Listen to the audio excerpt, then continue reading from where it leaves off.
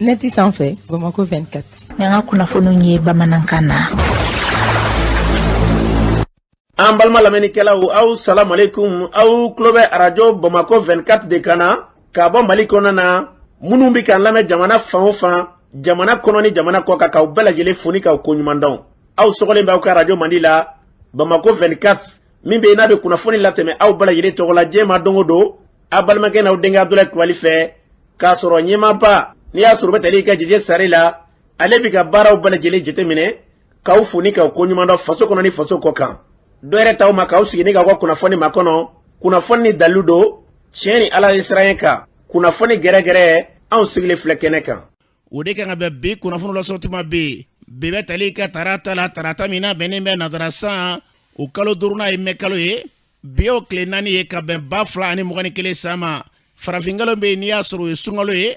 an balana k'a fɔ bi o tile 22 ye jate la san kalo kɔnɔntɔnna don hijira san 1442 san do dugawu de bɛ kɛ Ala ka ɲɛ k'a d'an ma bakurunba fɔla bi kunnafoniw filɛ ka wuladan k'a fɔ an ka jamanadenw bɛ yɛrɛ ɲininka la bi an ka jamana kiri ko bilama ko minnu bɛ n'i y'a sɔrɔ o ye dunko juguya ni yurugurugu kuma minnu tun bɛ sen na o baara minnu tun daminɛna olu bɛ cogo jumɛn de la kunnafoni ye ɲɛfɔli k'o la an ka jamana kɔnɔ bi fanga ye wulikajɔ min kɛ n'i y'a sɔrɔ n'o ye ka yɛrɛ k'a fɔ mara cɛmabɔli baaraw k'olu sigi sen kan o ko kɔni kɛra mankan ye marakalakaw fɛ k'olu semaya la kunun ko wulikajɔba kɛra marakalakaw fɛ o ko kɛra cogo jumɛn de la kunnafoni ye ɲɛfɔli k'o la ka taa se bi an ka jamana kɔnɔ na min ye ka dɔn k'a fɔ jagokɛbaw ye olu y'a yɛrɛ k'a fɔ k'olu bilama kɔni olu taara ka lajɛ jamana fɛ u ka hakɛw kɔni olu dara kelen bɛ wa u bɛna wulikajɔ kɛ ni sunkalo banna u tɛna dogo maa si kelen na kunnafoni ye ɲɛfɔli k'o la ninnu de bɛna ka kunnafoni kumaba ye bi k'a fara kunnafoni wɛrɛw bɛna fara lasɔnma balimakɛ n'aw denkɛ fa Abdulaye Kulibali Ala ka ɲɛ k'a d'an ma kunnafoni an b'a daminɛ k'a dɔn k'a fɔ min ye ka dɔn k'a fɔ an ka jamana kɔnɔ ye wulikajɔw bɛ sen na dugukolokow kuma cayalen bɛ bi ani an ka jamana ko n'i kɔra ka fanga bɛna dafiri waati min na wulikajɔ minnu kɛra an ka jamana kɔnɔ na yalima wulikajɔw bɛ cogo jumɛn de la bɛɛ lajɛlen bɛ k'i ta fɔ min ye ka dɔn k'aw fara ɲɔgɔn kan bɛ ka kɛ wa bɛɛ lajɛlen bɛ k'i ɲɛ gɛrɛ bɔ bi an ka kiriko la maa min tun bɛ n'i y'a sɔrɔ bɛɛ lajɛlen tun ka ma ko kaso ye an b'a la k'a fɔ ale min bɛ yen n'i y'a sɔrɔ faso kɔnɔ na ni tɛgɛrɛw tun fɔra ye waati jan k'a fɔ k'a bɛ kɛ wulikajɔ min kɛ k'o tɛ dɔ ye dɛ min ye ka dɔn k'a fɔ jamana kɔnɔ na dunko juguya ni yurugurugu kɛlɛli ani ka dɔn k'a fɔ maa b'a ka jamana ta bɛɛ lajɛlen tun n'ale tɔgɔ fɔra bɛɛ bɛ ka siran kan maa caman bɛ k'i yɛrɛ ɲininka bi yalima an bɛ waati min na ko bi mun de kɛra e ka dɔn kiri dugukolokow ka taa se jamana ka dunko juguyaw olu nafolokow kuma bɛ ka fɔ nka i ka dɔn ko taba tɛ ka bɔ siba tɛ ka bɔ a ko kɔnɛ na minɛnibaw tɛ ka kɛ walima ni minɛniw kɛra k'u bɛ ka bila an b'a dɔn k'a fɔ dɔw bɛ bila dɔw bɛ tila ka minɛ k'a sɔrɔ ɲɛ foyi kɔni dɔw bɛ bila ko k'a sɔrɔ ɲɛ foyi kelen tɛ yen maaw bɛ se ka fɔ k'a fɔ min bɛ yen n'o dangɛnɛmalen bɛ dɔw ka fɔ la ko a na kɛ ɲɛma dɔw banaminen bɛ e ka dɔn kaso kɛ n'a ka baara cɛ dɔw ka fɔ la ko n'a tabalilen kɔnɔ na ko n'i y'a jateminɛ k'a dun fɔra an ka kiriso kɔnɔ na k'a fɔ kiribulon kɔnɔ n'i ye fɛn min kɛ e bɛ minɛ o la kiritigi kɔni e ka dɔn kiritigɛlaw k'u b'u ka hakɛ kɔnɔ na maa si kelen se ka u bila u ka baara la walima k'u b'u ka baara hukumu kɔnɔ na ko ne jateminɛ ko fɛɛrɛ de kan ka kɛ ale bi sangaw ka se ka dangɛnɛmani sabati ka ɲɛsin an ka jamana ma bi ko fɔ wulikajɔ de ka kɛ i ka dɔn k'a fɔ jamana kiritigɛlamaw fɛ hali u bɛ wulikajɔ min na ka se ka dɔ wɛrɛ fara kan hali bi faso kɔnɔ na dunko juguya ni yurugurugu kɛlɛli ko n'o ma kɛ k'an ka jamana mago bɛ basigi min na bi ko gɛlɛyaba bɛ don a kɔnɔ an bɛ dugawu de kɛ an ka jamana yarabi ala k'a basigi n'an bɔra ye an b'a la k'a fɔ bi min ye ka dɔn k'a fɔ diɲɛ seginnaani kɔnɔ na don gɛrɛngɛlen min bɛ n'i y'a sɔrɔ o ye cakɛlaw tɔgɔ la don gɛrɛngɛlen o ye mɛ kalo tile fɔlɔ ye o laadaw tilenna an ka jamana kɔnɔ na o kɛnɛ kan a ɲɛmaaba Yakuba ka tile dɔ a ye kuma min fɔ kɛnɛ kan o filɛ. Comme san o san baarakɛlaw don gɛrɛngɛrɛnlen b'an bolo n'an b'a fɔ a ma ko o y'an kɛ don ye o y'an kɛ seli ye ɲinan ta anw y'a bila hukumu min kɔnɔ o de ye baarakɛlaw bɛ se ka kana cogo min baarakɛlaw a kɛra minnu bɛ iziniw kɔnɔ a kɛra minnu bɛ mobiliw kɔnɔ a kɛra minnu fana n'u bɛ kungo kɔnɔ marafaw de b'u bolo fɛ jamana kan na n'o ye sɔrdasiw ye an bɛɛ lajɛlen baarakɛla ye an ka mɛn ɲinan ta ye an b'a bila o kadiri kɔnɔna na min ye baarakɛlaw bɛ se ka kana cogo min ninnu bɛ baarakɛlaw bɛɛ kɛ kan kana ɲɛgama min b'an ka bi gɛlɛya ni tɔɔrɔ min b'an ka bi insécurité ko fanfɛla la o ka jugu anw yɛrɛ ma ka tɛmɛ banako min fɔlen don n'o ye coronavirus ko ye sabu fɛn dɔw fɔlen don o la n'i y'o lamɛn n'i y'o kɛ i bɛ se ka tila mais i tɛ se ka tila fɛn min na o ye insécurité ko ye u bɛ bali ka bɔ kɛ so kɔfɛ u bɛ bali ka bɔ siradaw la u bɛ bali ka bɔ yɔrɔ wɛrɛw fɛ ka tiɲɛni kɛ i tɛ minɛ cogo si a la minɛ cogo min b'a la o de jamana ke se ke sa yɛrɛ kɔrɔ a se ke décision ta a ke se ke labɛnw kɛ yalasa mɔgɔ minnu bɛ nin ko ninnu na fɛn min kɛ cogo min na min bɛ se kɛ olu senbɔ ye a kɛra cogo o cogo ye yalasa mɔgɔ bɛ se kɛ lafiya baarakɛla bɛ se ka to kɛ baara la parce que ni baara mɛ kɛ jamana laban da bɛ firi sabu jamana jɔn bɛ baarakɛlaw de kan olu min bɛ baara kɛ dɔw t'a faamuya ni kumana u b'a fɔ ko baarakɛlaw tɛ fɛngɛ dɔrɔn ko commerçant wala fɛn wɛrɛ o niveau fɛn fɛn na commerçant kelen n'i y'a to yen a kɛra yɔrɔ niveau fɛn fɛn k'ale ka wuli a yɛrɛ ma ale de ka na a kana kɛ déclaration k'a kɛ paiement kɛ ni baarakɛla wɛrɛ tɛ yen min ye jamana kɛ baarakɛla ye min bɛ se k'a ɲɛfɔ a ɲɛna a kɛ nin kɛcogo in na a bɛ taa nin sira in fɛ o laban tɛ kɛ donc ni baarakɛla tɛ foyi tɛ kɛ ni fɛn bɛ kɛ fana mun de bɛna kɛ tiɲɛni de bɛna kɛ a tɔ laban a bɛ kɛ yɛrɛ jamana yɛrɛ a bɛ tunu pewu ala k'an kisi o ma minnu fɔra n kɔ u y'u jɔ u ye cɛsiri min kɛ u ye cɔrɔ min kɛ yalasa jamana bɛ se ka jɔ anw fana an ka taa o cadre kɔnɔna na an k'o cɛsiri kɛ an k'o jija n'o cɔrɔ kɛ yalasa an bɛ se k'an ka jamana an bɛ se ka dɔ cogo min. an b'a lɔn k'a fɔ nin tun ye yakubu akatile nin tun ye ale ka ɲɛ u y'a fɔ cogo min na yarabi ala min ye basigi lafiya an ka jamana ala k'o sabati n'an bɔra ye jagokɛlaw farala ɲɔgɔn kan dɔ furancɛ in labanto la jago to ala yɔrɔba la k'a yira k'a fɔ bi jamana n'u cɛ u bɛna wulikajɔ balayɛlen kɛ u ka hakɛ u ka se ka balayɛlen bila minɛ kɔnɔna na a kɛnɛ kan Cheikh Umaru Sako Sénégodem tɔgɔ la ale tun bɛ kɛnɛ kan a ye min fɔ u filɛ. Cheikh Umaru Sako syndicat national de commerçants des gens du Mali Sénégodem président ni ala sɔnna an bɛ nɔbɔ ko la dɔnnikɛlaw ko ala kumakan don ni kulukulu n'aw fara ɲɔgɔn kan ale bɛ fara aw kan donc an bɛ foli ta k'a ɲɛsin Akomaja tɔndenw ma a n'a président parce que olu de ye nin initiative ta an b'a ɲini ala fɛ nin fara ɲɔgɔn kan min initielen filɛ o fɛ nin ye ala k'a ɲɛ an bolo parce que anw syndicat national de commerçants des gens du Mali Sénégodem an sigikun tɛ foyi ye nin n'a ɲɔgɔnnaw kɔ degun fɛn fɛn n'a bɛ se jagokɛlaw ma ka se ka fara ɲɔgɔn kan degun in ta ka b'u kan laɲini mun b'u bolo ka laɲini ka o sabati o dun se ka sabati n'a fara ɲɔgɔn kan tɛ donc pour que an kana kuma monopoliser ni ala sɔnna u ye an wele nin na cogo min na ka na pour que an kana degun bɛ commerçant kana a fɔ an ɲɛna an pɛrɛlen don k'u accompagner pour que degun ani gɛlɛya bɛ jagokɛlaw kan o bɛ se ka ta ka b'u kan cogo min na o de y'an ka rôle ye. an b'a lɔn k'a fɔ nin tun ye Cheikh Umaru Sako kan ye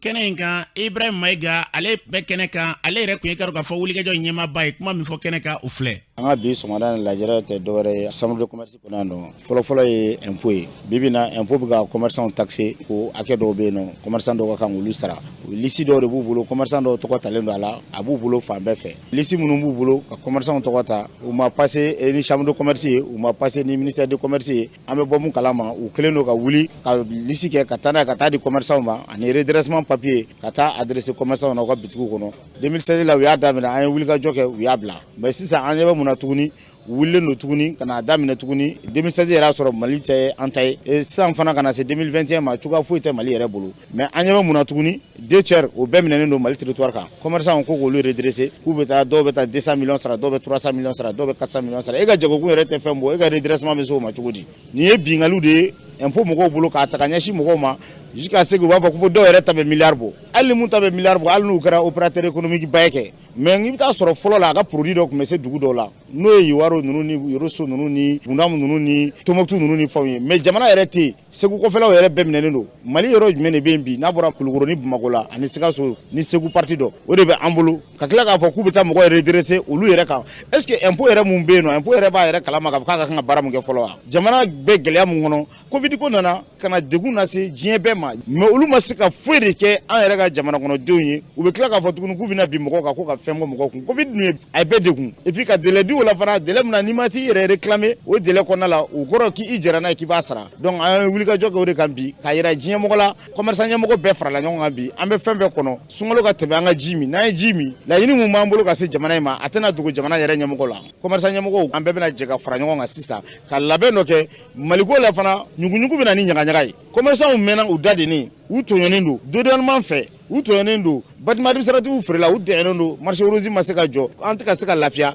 o bɛɛ degun bɛ an kan mais u bɛna kɛ sababu de k'an lawuli sisan ka nin bɛɛ kɛlɛ kɛ ɲɔgɔn fɛ wa k'an lawuli fana fɛn min ye impôt ko ye an t'a sara bi an t'a sara sini n'u ma sɔn fana n tɛna n da don stratégie bɛɛ la mais kɛlɛ bɛna kɛ stratégie min kɔnɔ sisan a tɛna dogo bandaw n'a ka gouvernement mɔgɔw ma an bɛ mun fɔ ka bandaw lasɔmi ka Mutari Wane lasɔmi Asimi Goyita fana k'a lasɔmi ani CNT mɔgɔw komi an y'u démarché an kuman'u fɛ ka tila ka impôt démarché an n'a kumana ka tila ka douane démarché an n'a kumana mais an ɲɛ b'a la jusqu'à présent u tɛ ka yɛlɛma don ko la donc n'u ma yɛlɛma don ko la an fana ka force ye fɛn min ye an bɛna appliquer jamana kɔnɔ parce que impôt douane ka 648 milliards me bɔ san kɔnɔ a bɛ bɔ an commerçant de kun impôt ka 800 et quelques milliards me bɔ a bɛ bɔ an commerçant de kun di sunkalo tɛmɛna wulikajɔw bɛ an minnu kɛ bɛɛ bɛna bɔ a kalama an bɛ mun fɔ jamana ɲɛmɔgɔ dɔrɔn o kɔni ta kɛ dɔrɔn wari sumani ka taa d'u ma u k'u sigi k'a minɛ dɔrɔn mais wari in yɛrɛ bɛ bɔ yɔrɔ jumɛn wari in bɛ ka sɔrɔ cogo jumɛn na fo jamana ɲɛmɔgɔw fana k'o ɲini k'o dɔn kɛ mais wari kana dɔrɔn k'a ka avion ta ka taa dugu la wari kana dɔrɔn ko wa k'a ka logement ka kɛ nin hôtel la wari kana dɔrɔn k'a ka kɛ nin mais wari bɛ ka bɔ jɔnw de kun il faut que ko de ɲini k'o dɔn est ce que jamana kɔnɔden dɔw fana tɛ ka tɔɲɔ de ka t'o wari d'u ma wa olu bɛ la ko kɛlɛ bɛ nord la kɛlɛ bɛ nord la ani kɛlɛ bɛ bamakɔ yɛrɛ o de ka jugu nord ta yɛrɛ dɔɔni mun bɛ mɔgɔw kun faamaw bɛ ka bin mɔgɔw kan diyagoya impôt ni douane u bɛ ka bin maaw kan k'u ka wariw minɛ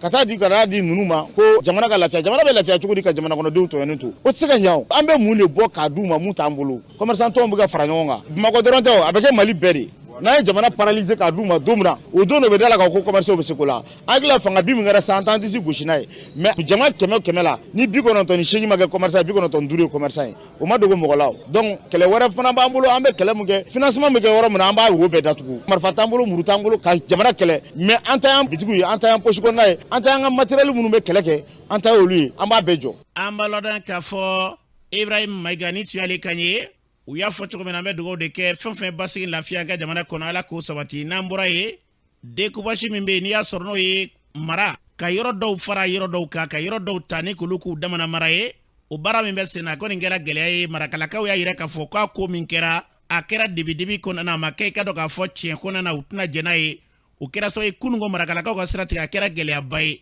marakala sifinnakaw o denmisɛnnakaw ka ɲɛmaa Yamusa Dambele an k'ale lamɛn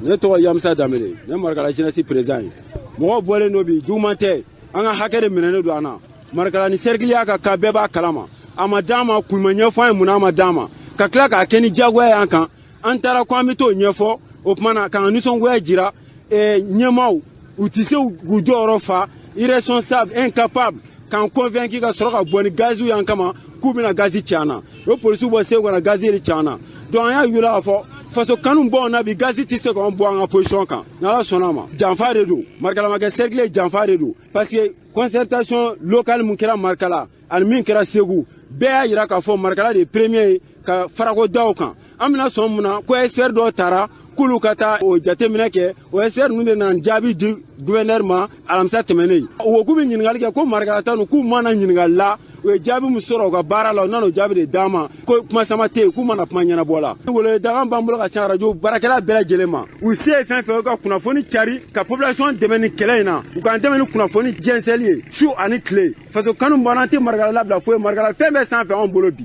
an b'a lɔn k'a fɔ nin tun ye sifinnaka denmisɛnninw olu ka ɲɛmaa ye kɛnɛ in kan marakala mɛri ma tɔ to dɛ an b'a lɔn k'a fɔ a yɛrɛ tun bɛ kɛnɛ kan a ye kuma caman fɔ fanga ma jalaki la wa ko k'ale ni dilen don a ka mara nɔfɛ a yɛrɛ ye Ousmane Sidi Traoré a ye kuma min fɔ kɛnɛ kan o filɛ cɛmisɛnninw ni musow ani denmisɛnw o bɔra ka minɛ fajiri kana kɔ minɛ sabu kelen pe de kama n'o ye découpage administratif an b'a dɔn marakala ye arrondissement ye 1960 mais yan'o cɛ marakala a été commissariat de police depuis 1952. Car en 1952 là, le dernier commissaire blanc au Tara 1959. En 1960, Arusha Kerera. Pour 59 la phobie, Amaka Kayini Kafanga qui cercle à Masso, à Sabala Amoui. Faut en assez. Concertation en 2018, le 11e mois. Bon, aux concertations là, à faire des questions qui sont décidées, Maraka qui est cerclé, Faraka qui est cerclé. Une proposition de Kera. Bon, maintenant, un mouillé, en Sado, en Corée, gouverneur des concertations pour un atelier de restitution. Pour éviter que les chemins là, et au sortir de ça, on y a un peu de Mataraboala. Mataraboala, Chodi, un mot Kundo, né à Tukolo, infrastructure de Maharaya. Donc, là, on met Djena et bien maintenant Chini, et on va se battre. Donc, William Seb, Maléuma, et Maléuma, au cas de la Djé, au cas de la Drou, au cas de Tienfo, mais autorité, en tout cas, mais la Drou, Tienfo, le gouverneur, principalement, en bas, faut anticipant, en bas, faut en darla, pour gagner. On a un gazier, un gazifli, Marfa Kshevala, à Bamola, ne m'a pas dit bien les oh, on a un bien au Ségareta, à Zimokono, alors Namsa, Amsa, jusqu'au dernier. an b'a lɔn k'a fɔ nin tun ye marakalakaw ka maire kan ye Ousmane Sidi Traoré kuma kolomɔrɔ tɛ dɔ dɛ n'u bɛ sa marakala nɔfɛ nin tilani min kɛra a kɛra nanbara ko kan a kɛcogo k'a kɛra ɲɛnawoloma de ye wa i ka dɔn k'a ma kɛ jɛlenya kɔnɔna na maa caman bɛ yen sualakaw yɛrɛ bɛ labɛn na k'a fɔ u tɛ jɛn n'a ye cogo si kelen na kurumari mara bɛɛ don an bɛ dugawu de kɛ nin ko in u ka fɛrɛ balele tigɛ a bɛ bila minɛ kɔnɔ cogo min na ka se ka kɛ ten an ka jamana a bɛ se ka basigi cogo min na n'an bɔra ye mɛkalo tile 3 kunnafonilaw tɔgɔ la dɔnkɛrɛnlen o diɲɛ seginnani kɔnɔ na o baaraw yakubara a laada tilenna an ka jamana kɔnɔ na da sera kuma ma kunnafonilaw jɔyɔrɔ ye mun ye mun ni mun de kan ka kɛ kanabila ne k'o sigi sen kan don in yɛrɛ dira i ka dɔn k'a fɔ kabini san 1993 san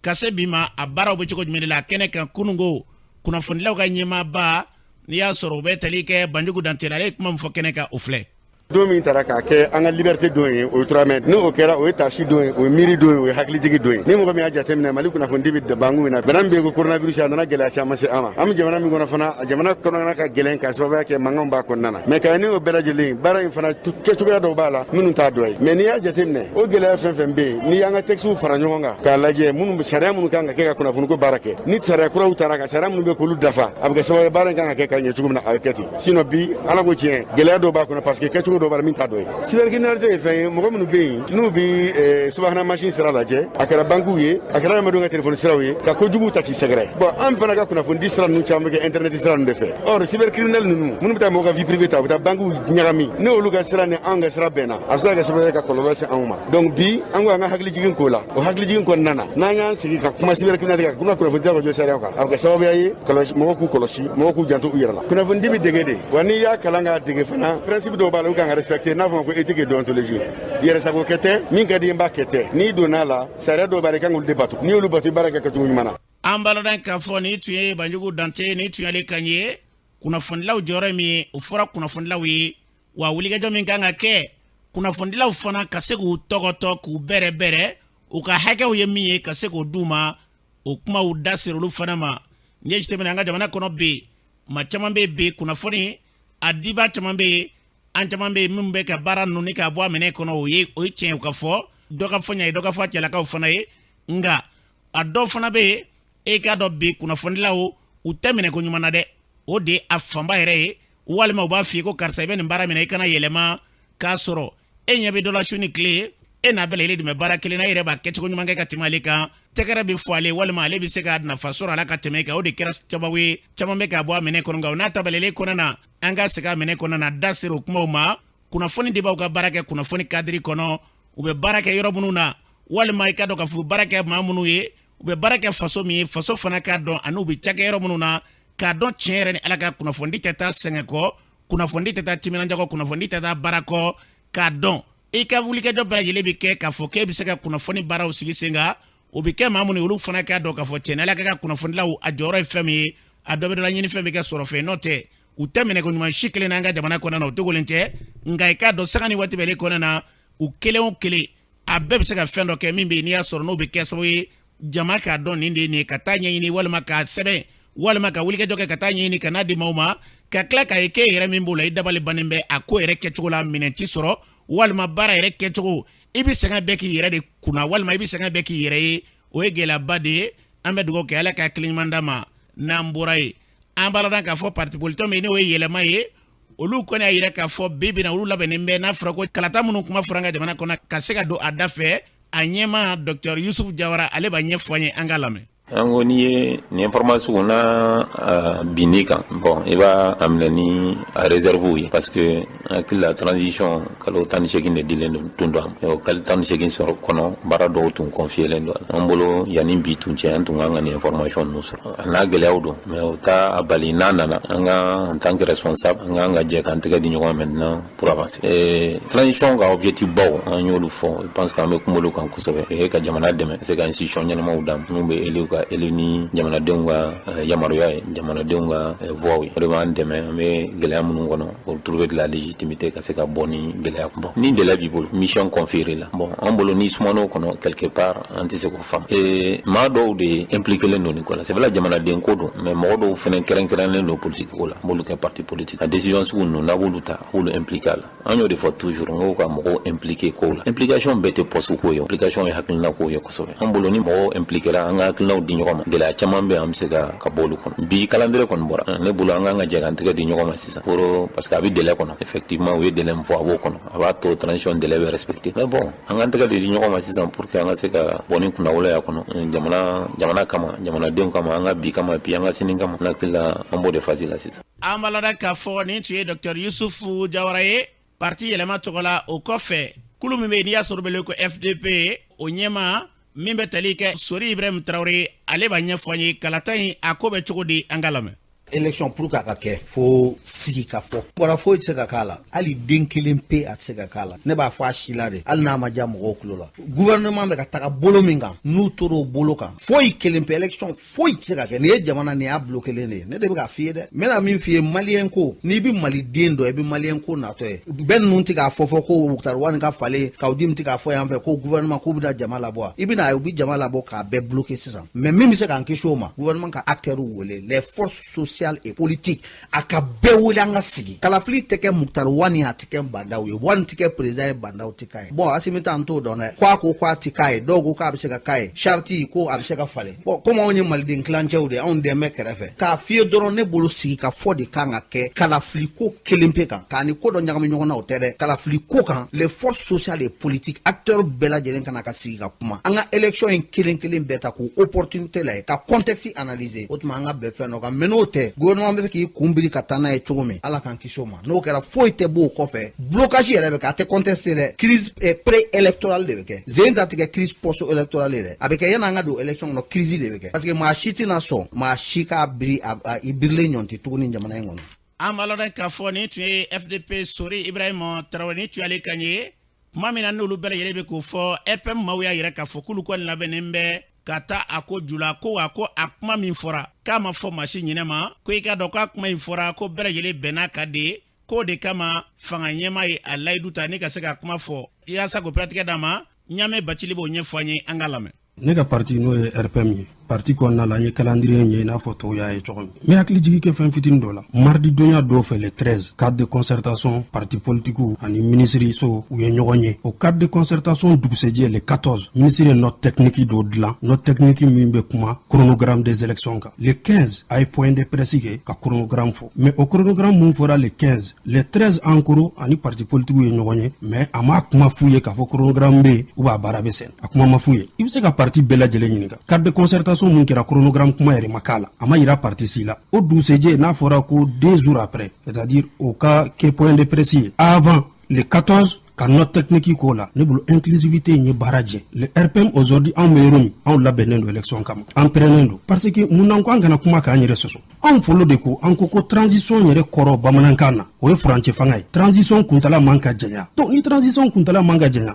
premier ministre bɛ hakili jigin kɛ a passera a ka plan d'action gouvernemental ka taa présenter CNT la u caman y'a voté a ka plan d'action o axe 6 ko cogo di a kumana élection présidentielle kan axe 6 ko cogo di a kumana référendum kan mais n'a fɔra ko 100 voix pour o de kɛra 4 seulement contre 3 abstentions donc ça veut dire que faveur dira premier ministre ma a ka nin baara ninnu kɛ donc an kana ɲina o CNT kelen mun ye faveur di premier ministre ma o CNT in bɛ yen institution ba damadamanin bɛ yen olu si tɛ Mali bolo président de la République o tɛ yen assemblée nationale o tɛ yen haute cour de justice parce que n'a fɔra assemblée tɛ yen député tɛ yen donc haute cour tɛ kɛ yen o tɛmɛnen kɔfɛ il n'y a pas un gouvernement légal Mali kɔnɔ an bɛ yɔrɔ min n'a fɔ bi. An b'a lɔn k'a fɔ a fɔra cogo min na fɛn min ka dɔn k'a fɔ basigi ni lafiya an ka jamana kɔnɔ o bɛ na sira o sira fɛ a ko kɔnɔna na ala k'an bila o minɛ kɔnɔ n'an bɔra yen an b'a lɔn k'a fɔ suntigɛ ka wulikajɔ kɛ ka se ka taa maaw dɛmɛ ni ka suntigɛ ta ka ɲɛsin maaw ma o kɛra kulu dɔ fɛ n'o ye Mali ka kelenya ko fɔ o wulikajɔ in sen fɛ min ka dɔn k'a fɔ Wali Kamara ale b'o ɲɛfɔ an ye u taara Garabali la ka taa wulikajɔ min kɛ ka ɲɛsin maaw ma an k'a lamɛn. Ne tɔgɔ Wali Kamara n ye bénévole donc n bɛ nin baara la ne ni Nafisatu an ye baara daminɛ an mɛnna an ye suntigɛ labɛn an ni Garabali ni ɲɔgɔn cɛ parce que an y'a dɔn mɔgɔ min don édifice don donc u bɔra yɔrɔ wɛrɛ ka na an fɛ yan nɔ n'u bɛ Bamako yan nɔ vraiment se t'u ye an yɛrɛ bɔra an tora ka yɔrɔ visiter vraiment an y'a dɔn endroit a man ɲi donc bi an y'a laɲini ka na suntigɛ organiser ni ɲɔgɔn cɛ pour que hinɛ dɔ ka se u ka se ka hinɛ dɔ sɔrɔ u ka se ka lafiya c'est pour cela que an ye kɔrɔntigiw wele pour que esprit ka lafiya parce que mɔgɔ min don u hakili sigilen tɛ an y'u wele ka na k'u bɛɛ fara ɲɔgɔn kan pour que u hakili ka sigi an ka jɛ ka nin kɛ ko kelen koba kelen ɲɔgɔn fɛ pour que a bɛɛ ka se ka hinɛ sɔrɔ welekan dɔ ye n bolo ka ɲɛsin o bɛɛ lajɛlen ma parce que nin baara nin an yɛrɛ an mago bɛ dɛmɛ na kosɛbɛ kosɛbɛ parce que mɔgɔ minnu don an yɛrɛ taara an yɔrɔ visiter vraiment gɛlɛya b'u kan an yɛrɛ an passera yɔrɔ dɔ la dɔw yɛrɛ ne wele u bɛ kuranɛ kalan k'u ka yɔrɔ la ko micro t'u bolo parce que ko mɔgɔ bɛ dɛmɛ na a ye ne wele kɛrɛfɛ ka nin fɔ ne yɛrɛ ɲɛna o kɛra aw sɔrɔ an taara mɔgɔ wele la vraiment ni an ka jamana ɲɛmɔgɔ n'u sera k'ale k'u kɔfilɛ u la ka se ka hinɛ dɔ las'u ma vraiment o diya an bɛɛ ye parce que an ka to informally an bɛɛ bɛ Mali fɛ an bɛɛ jamanaden de an bɛɛ bɛ fɛ ka nafa se an ka jamana ma. an b'a lɔn k'a fɔ ni tun ye Vali Kaɲɛ u y'a fɔ cogo min na jama ma jɛ ka daji tuma min ka b'i ɲigin fɛɛrɛ balalen ka se ka tigɛ ka wulikajɔw ta tiɲɛ dɔ gɛlɛya b'an bɛɛ la den ka dɔ ka fisa ni dɔ ye an ka se k'an kɔfilɛ ɲɔgɔn na o y'a kunba di Ala ka nin hakilila ninnu caya n'an bɔra ye o hokumu kelen kɔnɔna na kunungo arajo bɛ n'a bɛ ko Nura FM olu ye wulikajɔba kɛ ka se ka suntigɛba k'o sigi sen kan ka se ka jamaba bɛɛ lajɛlen kunnafonidilaw ka taa se maa ɲɛmaw an ka jamana kɔnɔ maaba camanba tun bɛ kɛnɛ kan a kɛra bonya ni karama kɔnɔna na a kɛnɛ kan sigidalama dɔw b'u ka seerew di an ka dɔw lamɛn. Ne ye Mamadu Ben Sherif Jabate Jalakɔrɔji société civile président de ne radio so n'a b'i bolo a bɛ maa kunnafoni ne ka fisa ni kunna sirilen k'an invité ka na ni suntigɛ la radio so la yan bi o ye hɛrɛ de Mayiga n'a baarakɛɲɔgɔnw Ala k'aw sara ni hɛrɛ ye. Ne tɔgɔ ye Idrissa Jara alimamiw ni dɔnnibagaw farala ɲɔgɔn kan tɔn min sigi Mali bɛɛ kɔnɔ a bolofara ɲɛmɔgɔ ye ne ye Jalakɔrɔji yan nɔ an bɛ Ala tando bi ne ma ko radio kunnafoni yɔrɔ de don silamɛw bɛ nafa an sɔrɔ a la ka sabu kɛ nin y'a dɔ ye an ka wele bi kɛnɛ in kan k'a fɔ an ka na suntigɛ kɛ bon vraiment anw nisɔndiyara kosɛbɛ o b'a yɛrɛ k'a fɔ ko radio so ɲɛmɔgɔw silamɛw ka bolofa yɔrɔ b'u la sabula nin ye silamɛya tamasere de donc an kɔni nisɔndiyara vraiment an kana suntigɛ in kɛ bi radio so la. Ne tɔgɔ ye Abdulaziz Jabate ne ye Jalakɔrɔji conseil communal de la jeunesse président ye vraiment Nura mɔgɔw y'an wele bi ka na suntigɛ la a diyara n ye a bɛnna an ma a bɛ silamɛya sinsin vraiment a diyara n ye a bɛnna an ma Ala ka san caman jira an na. Ne tɔgɔ ye Mariam Darabo n bɛ baara kɛ radio Zahra bi la ka radio in baarakɛla bɛɛ lajɛlen fo Ala k'a kɛ si ni kɛnɛ ye. Ne tɔgɔ Fatumata Jarajiti Garantigi musow ka ɲɛmɔgɔ de ye ne ye Jalakɔrɔji kafo tɔgɔ la radio Nura ka bi suntigɛ organiser ne a diyara an ye kosɛbɛ an ye alimamiw ye an ye jeunes ye an ye musow caman fɛnɛ ye a bɛ nisɔndiya yira et puis tamasiyɛn ɲuman fɛnɛ de don an bɛ dugawu de kɛ radio Nura ye Ala ka barika don radio la Ala ka barika don radio baarakɛlaw la ni nin y'a siɲɛ fɔlɔ an bɛ dugawu kɛ Ala kana nin k'a siɲɛ laban ye. An b'a lɔn k'a fɔ ni tun ye maa dɔw ka ɲi kɛnɛ kan Imam Sumare o min ye Yatabari ka misiri alimami ye ale yɛrɛ de a ko bɛɛ lajɛlen ko ka sigi sen kan o kɛnɛ kan Sumare bɛ kuma maaw ɲɛ kɔrɔ Sumare ye kuma min fɔ o filɛ. An nisɔndiyalen don ka ɲɔgɔn sɔrɔ yɔrɔ dɔ la n'a bɛ fɔ a ma ko radio k'a yira diɲɛmaa la radio de fɛn ye mun bɛ hadamadenw gɛrɛ ɲɔgɔn na hadamaden bɛ balo ni kunnafoni de ye n'o sɔrɔla yɔrɔ min a kan ka i bɛ maa minnu kunnafoni i k'i jilaja cogo bɛɛ lajɛlen na i n'olu ka gɛrɛ ɲɔgɔn na an bɛ sunkalo de la ayiwa sunkalo tile 10 laban su kelen b'a la o ka fisa ni kalo 1000 ye bon n'an ye ɲɔgɔn sɔrɔ yan Jalakɔrɔji a ɲɛmɔgɔw olu ka ɲɔgɔn sɔrɔ alimamuw ka ɲɔgɔn sɔrɔ yan Madu Mayiga a jɛɲɔgɔnw a balimaw a teriw a baarakɛɲɔgɔnw nin bɛɛ lajɛlen ka ɲɔgɔn sɔrɔ yan nin de b'a yira k'a fɔ an bɛɛ ye kelen ye ka Ala kira ka kumakan dɔ sabati sallallahu alaihi wasallam k'a fɔ ko n'i ye suntigɛ di mɔgɔ ma Ala b'i ka jurumu bɛɛ lajɛlen yafa radio in a sigira Alahu Taala kɔni ye yan mɔgɔw de garizigɛ a la mais Mali bɛɛ de ta ye radio in ye diɲɛ bɛɛ de ta ye radio in ye mɔgɔ bɛ baara la radio in na an bɛ Alahu Taala deli Ala ka barika don la nin de kɛra a san fɔlɔ ye an ka suntigɛ organiser radio Nura kɔnɔ an tɛ Alahu Taala deli kana kɛ san laban ye ni Ala sɔnna hakilila wɛrɛw b'an na mun tɛ nin bɛɛ lajɛlen ye o de la bi kɔni an nisɔndiyalen don an b'a lɔn k'a fɔ ni tun ye alimami Umaru Sumare ye ka kunnafoni bɛɛ kuncɛ radio yɛrɛ sababu ɲuman n'i y'a sɔrɔ Mamadu Mayiga ye ale yɛrɛ kuma ta kɛnɛ kan a ye kuma min fɔ o filɛ. Ne tɔgɔ ye Madu Mayiga n ye radio baarakɛla ye n'i y'a ye an ye suntigɛ organiser ani belebele dɔ de tɛgɛ bɛ ɲɔgɔn bolo Ustaz Sumare n'i y'ale ko fɔ mɔgɔ caman b'a dɔn Yatabari ka misiri depuis an fitininama an bɛ ale senkɔrɔ donc Ustaz Sumare y'a bila an kunna k'a yira an na k'a fɔ yatimɛw dɛmɛli n'i y'o kɛ a bɛ min las'i ma baraji sira fɛ Ala de ye a dɔnbaa ye donc o de kama an tun bɛ fɛ ka o ɲɛnamaya Nura FM na pour que san o san sunkalo kɔnɔna na n'an se kɛra min ye dɔrɔmɛ 1 man dɔgɔ 1000 man ca k'a di yatimɛw ni falatɔw ma ka se k'u dɛmɛ u bɛ se ka sunkalo tɔ laban cogo min surtout seli ɲɛkɔrɔla ninnu u bɛ se ka selifiniw sɔrɔ u yɛrɛ ye cogo min Ustaz Sumare y'a yira k'a fɔ an ka jama wele pour que a ka kɛ laadalako ye o hakilina de nana n'a ye an ye mɔgɔw wele u nana an ka welew jaabi bon an confrère journaliste minnu fana bɛ yen olu den kelen tɛ bɛlɛ ta i mana kɛ diɲɛ fɛn o fɛn min i bɛ famille min kɔnɔ n'o y'i la kodɔn o de ka ɲi kosɛbɛ sewa kɔni dan n ye sewa sɔrɔ parce que an kun ye min prévu bon an y'a bila cogo cogo pratiquement a tɛmɛna o bɛɛ kan donc vraiment n ye sewa sɔrɔ fo ka se a dan na an bɛ Ala barikada don n'a nataw la an bɛna lancement kɛ n'a lancement officiel kɛra dɛmɛ bɛ se ka taa bila yɔrɔ min na an bɛn'o fɔ parce que ni kɔfɛmɔgɔw caman tɛgɛw bɛ ɲɔgɔn bolo donc dɛmɛw bɛ na ka taa bila jiginɛ min kɔnɔ n'Ala sɔnna ma an b'o ɲɛfɔ mɔgɔw ɲɛna don n'a nataw la ni lancement kɛra Ustaz Sumare a ma dan hakilina dɔrɔn ma a tilala k'a tɛgɛ don a kun fana k'a fɔ k'ale nin yɔrɔ ye nin ye animateur ni journaliste k'aw bɛɛ fo k'aw bɛɛ waliɲuman dɔn k'a fɔ aw ni baraji Ala k'aw sara Ala ka bɛɛ sara an b'a lɔn k'a fɔ nin tun ye Mamadu Mayiga kan ye jama bɔra fan bɛɛ lajɛlen fɛ ka na kɛnɛ in kan kunnafonidila camanba tun bɛ kɛnɛ kan ka bɛɛ fo ka bɛɛ waliɲuman dɔn nin ɲɔgɔnna minnu bɛ ka kɛ yarabi Ala kana ɲɔgɔnnaw caya an ka jamana kɔnɔ na sango maa minnu bɛ n'olu ye dɛsɛbaatɔw ye dɛmɛɲɔgɔnya bɛ se ka ta ka ɲɛ solu ma cogo min na n'an bɔra ye ziyara k'a dɔn i bangebaa o taalen kɔfɛ ka kɛnɛ dɔ sigi ka dugawu don k'a ye o kɛra zanakaw fɛ yen min bɛ tali kɛ Yakuba Donbeya olu ka musokɔrɔba n'i y'a sɔrɔ o bɛ tali kɛ ba Salimata Fɔnba o ndayɛlɛnnen san kuma ye sunkalo tile 17 u ye i ka dɔn k'a fɔ ziyaraba sigi sen kan Masigi marabolo kɔnɔna na mara in bɛ i ka dɔn k'a fɔ Joyila mara de fɛ a kɛnɛ kan dukɔnɔmaw minɛ i ka dɔn k'a fɔ musolaka dɔ b'u ka nisɔn yira ziyara in sen fɛ an ka daw lamɛn. Ne tɔgɔ Fatumata Dunbiya ka bɔ Nsana Yaku kɔrɔmuso don kasi kɔjɔrɔ tɛ ne sɛ kɛnɛ nin kan dɛ nka ne bɛ dubawu kɛ ta ya bana sa mɔgɔ ɲɛdigi saya la parce que sɛbɛrɛ tɛ ni ɲɛbili foyi tɛ s'a sɔrɔ ni ɲɛbili hali bi Ala ka hinɛ la k'a daro suma ka leminiya jaamu an ɲigi kɛ an bamuso sisan an bamuso bana sisan an dɔgɔnin Yakuba mɛ an ɲigi Yakuba ji hali bi Ala ka Yakuba ni mɔgɔw bɛɛ kelen mɔ jama b'a danaya da min ka Yakuba ka cana bonya b'an fa Yakuba kɔrɔ an ye ngamɛ sisan an ye Yakuba minɛ sisan komi an ba tun ye doni ta min kan na Yakuba b'an doni ta sisan ne tɔgɔ Jelika Jara ka bɔ Jeli ne y'u denkɛ fɔlɔ min faatu ye n'o muso de ne y'a Dunbiya muso de ka jama fo ka jama waleɲuman dɔn o mɔgɔw ye min kɛ u ni ce u ni baraji Ala k'u sara Ala k'u taama se sɛbɛ Ala k'an fama ɲɔgɔn wɛrɛ mɔ Ala ka du ni yiriwa Ala ka Yakuba mɛn an kɔrɔ cana an balimakɛ an kɔni ka sotigi kɔni faatu kuma dɔmɔ cana an ma jigirɔ foyi Yaku la n'an ko fɛn Yakuba k'an ɲɛ an kɔni ka foli ba ye dɛ hali bi Ala k'a bolo mɛn a la an b'a lɔn k'a fɔ o kɔfɛ u ka cɛkɔrɔba yɛrɛ n'i y'a sɔrɔ u bɛ tali kɛ Babɛnba Dunbiya la ale ma kɛ nisɔndiya dogo an k'a lamɛn. Ne tɔgɔ ye Babɛnba Dunbiya a kɛnɛ a diyara n ye kosɛbɛ yɛrɛ a kɛra wasa yɛrɛ n'a farala dugu kan ko n b'a bɛɛ lajɛlen fo ko Ala hinɛ ta b'a la a b'an kɔ kete min na Ala k'o nɔgɔya an bɛ taa jɛmi Ala k'o nɔgɔya ka den fo ko den n'u jija ɲɔgɔn na dɛ ko bɔ an b'an ta kɛ n'i ta kɛ tɛ mɔgɔ ta kɛ ka mɔgɔ wɛrɛ ta kɛ dɛ k'u jija ɲɔgɔn na kosɛbɛ. Mɔgɔ bɔra fan bɛɛ fɛ ka na nin kɛnɛ kan a ye e bila hukumu jumɛn kɔnɔ.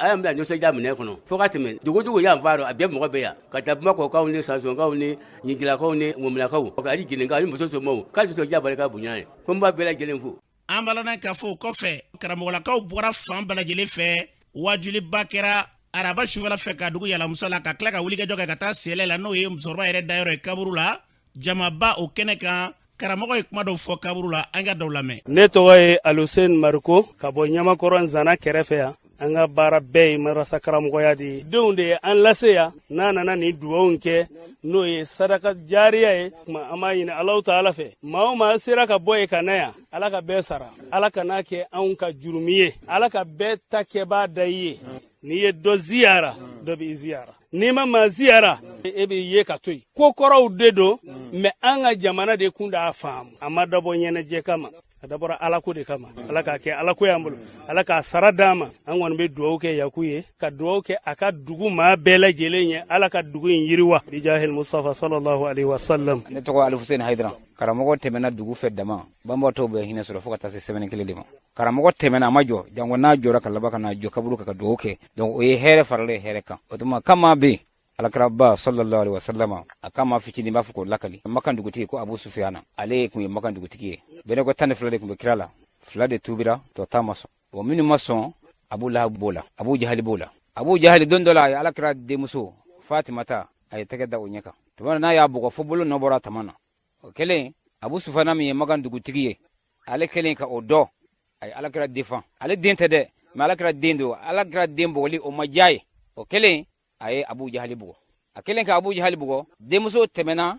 o nana fa fɛ yen a nana ɲɛfɔ Alakira ɲɛnɛ ko Abu Jahali kun y'ale bugɔ a ko Abu Sufyana ye ale défend ka Abu Jahali bugɔ o kɛlen Alakira sallallahu alaihi wasallam a ye dugawu kɛ ko Ala ka Abu Sufyana ko Ala k'a kanda kira y'o dugawu min kɛ Abu Sufyana min kun ye Makan dugutigi ye ale kun ye silamɛya juguba ye mais a tubira ka kɛ silamɛ ye donc dugawu ye fɛnba de ye a bɛ nafa ɲɛ ɲɛnɛma ye a bɛ nafa ɲɛ su ye o tuma an ye dugawu min kɛ yarabi Ala k'a minɛ. An b'a lɔn k'a fɔ kɛnɛ in ka bɛɛ lajɛlen kuncɛ an ye ɲininkali ta ka ɲɛsin Maliki Danbele ma karamɔgɔ Maliki ka bɔ Joyila ale min tun ye a kɛnɛ bɛɛ lajɛlen ɲɛmaa ye a ye kuma min fɔ ziyara kan o filɛ. ne Maliki Damele ka bɔ Maba ɲɛmaara sa directeur ye Doila mara ho conseil ɲɛmaa ye karamɔgɔ an bɛ kɛnɛ min kan bi kɛnɛ in kɛnɛ jumɛn don alhamdulillah an b'a fɔ nin ma ko ziyara kɛnɛ bi ye an bamuso ka ziyara ye n'o ye Yakub a bamuso ye min dɔ ye ko Baselimata Yakub ye ne teri de ye n cɛɲɔgɔn don Baselimata ne yɛrɛ batɔ ye Baselimata bamuso in Ala y'a latigɛ ka donnaba kɛra ne yɛrɛ bolo a tɛmɛna Doila fɛ a bɛ waatinin kɛ dɔgɔtɔrɔso la ka tɛmɛ an taara kunbɛ yen bon a ka faturu kɛra ye o tuma kanu min bɛ an ni ɲɔgɔn cɛ o tuma a kɛra famille ko ye Ala ka datugu la ale ba tɔgɔ yɛrɛ ye min ye ko Baselimata ne ba fana o Baselimata kelen an ye ɲɔgɔn kanu a ka du kɛra ne ka du ye a balimaw kɛra ne balimaw ye ka da Ala ka dangama yɛrɛ kama k'a fɔ ko n y'a aw jɛ an b'o de kɛnɛ kan karamɔgɔ an filɛ kɛnɛ min kan kɛnɛ in yɛrɛ a nafa ye jumɛn de ye ziyara kɛni nafa danda la o ni maa fatura i ka baara de bɛ tigɛ bon ziyara dugawu min bɛ kɛ nin ye fiw b'a bénéficier o kaburu kɔnɔ a b'a sɔrɔ i bɛ gɛlɛya dɔ la a bɛ wuli ka bɔ i ka pewu o y'a nafa dɔ ye an mun yɛrɛ bi a kɛ a b'a hakili jigin an yɛrɛ ka don na kira ko fɔlɔ n kun y'a fɔ a kana taa kaburu la silamɛya daminɛ waati nka mɛ sisan a ye taa bɔ a la nafa belebele dɔw bɛ sɔrɔ a la a dɔ ye a bɛ aw ɲugu jɛna a b'a hakili jigin a yɛrɛ ka don na o nafa fɛn dɔw bɔ mumini kɛlɛkɛminɛ min b'i bolo o ye dugawu de ye ni ko ko k'a bɛ jigin sisan ko dugawu b'a minɛ k'a kale ka ɲɔgɔn barita k'a tɛ jigin fiyewu fo ka taa se kiyama jɔ don ma a ma se ba tɛ jigin an b'a Aisata ye nin hadisa langali ni mɔgɔ mun filila olu bɛ se ka fili u bɛ dugawu bila kɔfɛ ɲɔgɔn tɛ ni silamɛ ye dugawu bila ne t'a dɔn i bɛ t'i poro yɔrɔ min kan bon ziyara la nin bɛɛ bɛ k'a kɔnɔ ladili b'a kɔnɔ bilasiraliw b'a kɔnɔ sarakatiw bɔra a cayara mɔgɔw tin dora ɲɔgɔn na silamɛya kurakurara niw na ziyara kɛcogo ɲuman foyi t'a la ni Ala kɛra a fɔ ka ban a banna i bɛ taa sɔrɔ mɔgɔ dɔ dalen don kaburu kɔnɔ i yɛrɛ y'a dɔn i ni Ala cɛla la a ye min kɛ ɲɛnamaya kɔnɔ e m'a kɛ fiyewu o tuma a dɔw b'a la a tigilama ni Ala cɛ o ka ɲi ka tɛmɛ kan i wasara a jogo la i wasara a ka silamɛya la n'o taara da o tuma a dɔw b'a la k'a ɲini Ala fɛ Ala hinɛ ne la karisa kama ka d'a kan n ye ɲuman dɔn a la o tɛ kojugu ye o mais bidaya ko mun bɛ a kɔnɔ ka taa kaburu yɛrɛ kɛ i n'a fɔ o yɛrɛ de ye Ala ye o ye shirikuya baara o man ɲi n'o tɛ maa min mana fɔ i bangebaa su k'i tɛ taa bɔ a la k'a ye k'a to yen k'a kɛ komi kaburu yɛrɛ kɔnɔ fɛn tɛ e jigi tigɛra o ye ni kafiru bɛɛ kɛlen ye kelen o e k'o fɛn tɛ kaburu kɔnɔ n'i y'a ye maa mana fatu seli min bɛ kɛ o kuma o kun jumɛn ko Ala an nana ka n'a sɔrɔnɔden don e bolo an bɛ seli min kɛ su kan a kun de y'o ye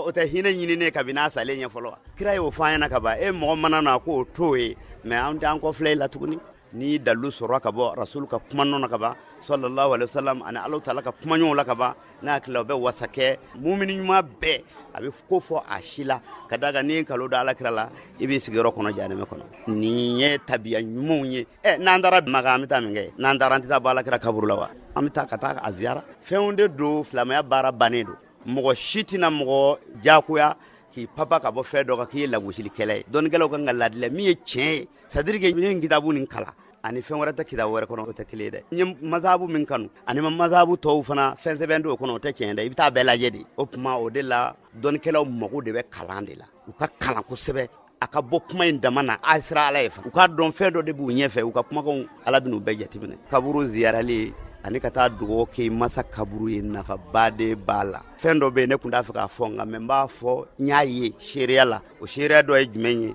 ne yɛrɛ masa musoman kun dalen don yɔrɔ min na ne t'a yɔrɔ Ala y'a kɛ n taara Segu kɔnɔna n'i taara i bɛ fɛn caman faamu ye kaburu ziyara ne y'a ye Segu kow la kosɛbɛ bɛɛ bɛ t'i ka kaburu saniya u bɛ taa dugawu kɛ kaburu la u b'a dɔn de kaburu kɔnɔ maa ye maa dɛsɛlen de jɔn de don a mago de bɛ dugawu de la o tuma ne y'o faamuya sɔrɔ min kɛ ne yɛrɛ nana fɔ n ko ne yɛrɛ masa musoman dalen don yɔrɔ jumɛn n taara fɔ n bɛnkɛ a ye yɔrɔ yira ne la a ye yɔrɔ yira ne la min kɛ ne ye yɔrɔ in labɛn ka kabakuru k'a da la sufɛla fɛ n y'a ye n bamuso in ne t'a a bugunatigɛ dɔn kosɛbɛ parce que a fatura k'a sɔrɔ fitinin don nka mɛ ne y'a ye a bɔra k'i sigi ne ye yɔrɔ min labɛn o kan ko ka k'i sigi wallahi a ye ne ɲininka ko ne ye jɔn ye ne ko ne ye den Maliki ye a ye ne tigɛ minɛ a ye ayatul kursi kalan ne tigɛ la ne y'o ye kɛnɛ kan tɛ dɛ n y'a ye sogow la sogo dun ye fɛnba ye dɛ silamɛya kumana sogo kan bon ne y'a dɔn la n ko jaa yɔrɔ min yɛrɛ kun dɔn dɛ ne nan'a labɛn jaa a dara nin yɔrɔ na tiɲɛ don awa dugawu bɛ s'u ma tiɲɛ don o tuma kira y'a fɔ maa ɲuman bɛɛ b'a kan awa an ka to a kan n'a bilala kaduru kɔnɔ a bɛ nafa caman ɲa an kana taa bila ka dandɛmɛ walew k'a kɔnɔ n'olu kɛra o ye fɛn cɛjuguya kɔnɔ o t'a bali dɛ mun y'u ta kɛ cogo ɲuman kɛ olu b'o baraji sɔrɔ an b'a lɔn k'a fɔ ziyara in kɛnɛ kan dugawu baw kɛra faso ye gɛlɛya minnu bɛ jamana kɔnɔ bi ani wulikɛjɔw sanjigo gɛlɛyaw ko bɛɛ lajɛlen kɔni dugawu k'a kɔnɔna na ka nisɔndiya ka yira k'a fɔ bi an ka jamana kɔnɔ ne ninnu kɛra ko na ni cayara kɛnɛ kan dugawu kalan min ye commandant ye mara ɲɛmaaw maa camanba tun b'a kɛnɛ kan an bɛ dugawu de kɛ ala ka hinɛ se silama fure bɛɛ lajɛlen kelen-kelenna ma n'an bɔra ye bi ye sunkalo tile 22 de ye su in na ye su 23 su ye Maliki Dambele b'an bolo ka bɔ Joyila Baningo o nafila a n'a dugawu ye jumɛn ye sunkalo su 23 a nafila o ye arakan 6 ye arakan kelen an bɛ fatiha kala ka izaja anasurulahi siɲɛ 5 da o kan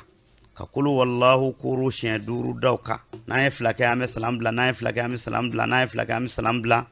n'o banna an bɛ sɔrɔ ka dugawu kɛ o de ye allahumma ighsilni fihi min az-zunub wa tahhirni fihi min al-uyub وامتحن قلبي فيه بتقوى القلوب ويا مقيل عثرات المذنبين ala ne ko sungolo in kɔnɔ ka bɔ jurumu bɛɛ la ala i kan saniya sungolo in na ka bɔ lebu ko bɛɛ lajɛlen la ala i kan dusukun i ka a jarabi ka kɔrɔbɔ ni e yɛrɛ ala ye siran ye kɔrɔ i ka dusukun kɛ ala ye siran ye jɔn dusukun ye a kɔnɔna na ya e ala min ne bi jurumɔtɔw u ka tɛrɛndɛ bɔrɔtɔ kɔrɔ ka yafa u ka tɛrɛndɛw ma ala ka ni sababu an bɛ dugawu kɛ yarabi a fɔra cogo min na ala k'a kɛ ten ka kalo i ka tɔ kɛmɛ ko ɲuman k'o yira na gɛlɛyaw k'olu bɔ an sen na nɔgɔyaw ka se k'an bila olu bolo kan n'an bɔra yen an bɛ taa jamana kɔ kan Julatɛ Jakite e kɛlen bɛ ka mun ɲini an ye karamɔgɔ an bɛ taa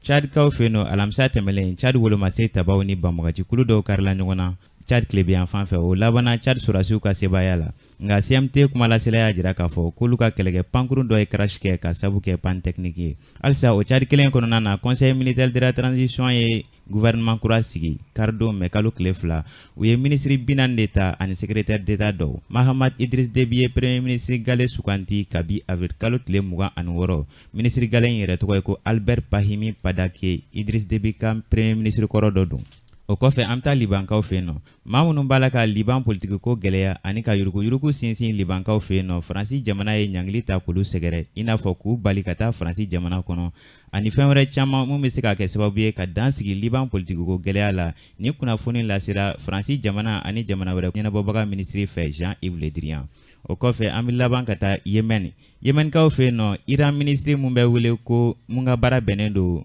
Iran jamana ani jamana wɛrɛ koɲaw ɲɛnabɔli ma Muhammad Javad Zarif a tun taara tagamala Omankaw fɛ yen nɔ o senfɛ a y'a laɲini Hutisiw ka kumalasila fɛ n'olu yɛrɛ ye rebelle jɛkulu dɔ ye ko ale ka jamana b'u dɛmɛ n'u sɔnna ka marifa bila ka sigi k'a fɔ kɛ ni Yemen jamana ɲɛmaaw ye cogo min na bɛn ani basigi bɛ se ka na Yemen kɔnɔna na kunnafoni labanna an bɛ taa Tunisikaw fɛ yen nɔ kunnafoni diso min bɛ wele ko Jeune Afrique a ɲɛma Beshir Ben Yahmed kunnafoni di la dɔ don a tun taara furakɛli la faransi jamana kɔnɔ kabi marisikalo laban na nka ala y'a kɛ a fatura kunun tɛnɛndon k'a si to san 93 la an bɛ ala deli ala ka badabada dali nɔgɔya a ye karamɔgɔ kunnafoni min tun b'an bolo nin bɛ dan sigi o la an bɛ dugawu kɛ yarabi ala Julatɛ Jakite kunnafoni ɲɛna ala k'a bɛɛ lajɛlen ɲɛ ka badabada nɔgɔya an cakɛɲɔgɔn ye a y'an kɔn kiri minna ala ko nɔgɔya n'a bɛ taa jama ala ko nɔgɔya ala k'anw yɛrɛ ɲɛ k'an da don kɔnɔ